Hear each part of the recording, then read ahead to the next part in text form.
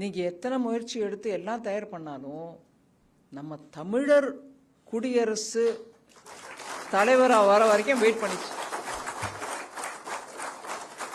இதுக்கு முன்னே எப்போ ரிலீஸ் ஆகிருந்திருக்கலாம்.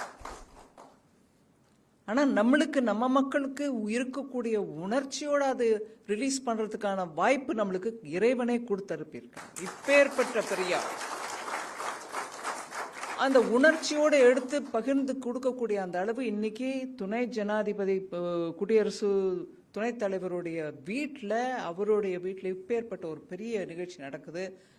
அது எனக்கு தெரிஞ்சு பிரதமர் அவர்களும் இதை பார்த்து கொண்டு அவருடைய மகிழ்ச்சியை தெரிவிக்கிறதுக்கு காத்து கொண்டு இருக்கிறார். அவருடைய முயற்சியால ஊர்ல இருக்கக்கூடிய இப்ப வரைக்கும் பிரபலம் ஆகாத, அதாவது அவங்க காலத்தை அவங்களை மீட்க முடியாத அளவு அவர் ஆட்சி பண்ணியிருந்தாலும் இன்னைக்கு இருக்கக்கூடிய பாரத நாட்டில் பல பேருக்கு தெரியாத இருந்த ஒரு நிலையில இப்பேற்பட்ட ஒரு நிகழ்ச்சியில அவருடைய புகழை நம்ம திருப்பி எடுத்து சொல்றோம்னா ரொம்பவே மகிழ்ச்சியா இருக்கு. அதுல நான் எனக்கு விட்ட குறை தொட்ட குறைன்னு சொல்லுவாங்க.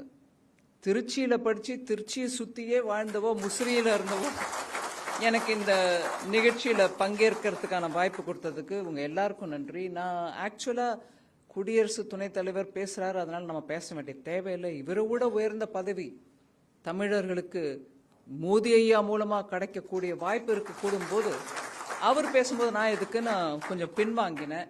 இருந்தாலும் அவருடைய பெருந்தன்மை இல்லை, நீங்க பேசிதான் ஆகணும்னு சொன்னாங்க. அதனால எனக்கு வாய்ப்பு கொடுத்தாங்க. ரொம்ப நன்றி.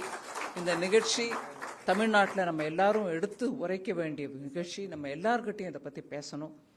திருப்பி திருப்பி தெய்வீகத்தை நிராகரிக்கக்கூடிய மக்கள் தமிழ் மக்கள் இல்லை. அதனால நம்ம எல்லாருக்கும் மரியாதை கொடுக்க வேண்டியவர்கள், எல்லா மதத்துக்கும் மரியாதை கொடுக்க வேண்டியவர்கள். இந்த மாதிரி ஒரு பேரரசை எடுத்து சொல்ல வேண்டிய வாய்ப்பு நம்ம எல்லாருக்கும் கிடைச்சிருக்கு. இதை எடுத்து சொல்லி ஊர் ஊரா எல்லார்கிட்டையும் பேசணும். மோடி அரசின் மூலமாக இதில் நடந்த ஒரு சிறிய முயற்சிகளையும் எடுத்து சொல்ல வேண்டியிருக்கும்.